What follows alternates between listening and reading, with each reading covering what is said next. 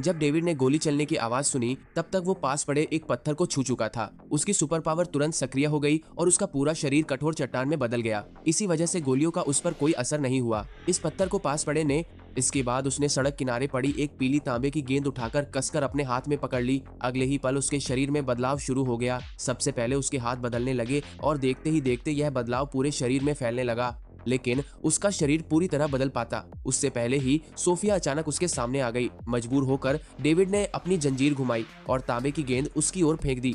तभी अचानक एक और गोली चली। इस बार एक खास इलेक्ट्रोमैग्नेटिक गोली सीधे डेविड को जा लगी, जो धातु को निशाना बनाने के लिए बनाई गई थी। उसके शरीर पर चारों तरफ बिजली की चिंगारियां फूटने लगी और उसका रूपांतरण तुरंत रुक गया। डेविड दर्द से जमीन पर घुटनों के बल गिर पड़ा और बुरी तरह कांपने लगा। कुछ समय के लिए उसकी शक्तियां पूरी तरह बेकार हो चुकी थीं। इंडियन रूल के इसके बाद उसे एक खास बुलेट प्रूफ कांच की जेल में बंद कर दिया गया। पहरेदारों को लगा कि डेविड अपनी शक्तियां खो चुका है, इसलिए वे धीरे धीरे कमरे के दरवाजे के पास पहुंचे और उससे पूछताछ करने की तैयारी करने लगे।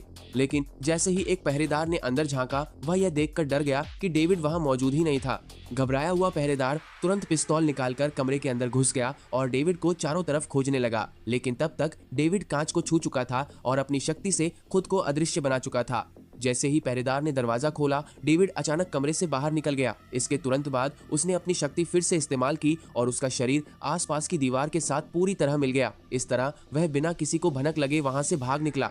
एजेंटों ने तुरंत अपनी टीम को फिर से इकट्ठा किया और डेविड का पीछा शुरू कर दिया।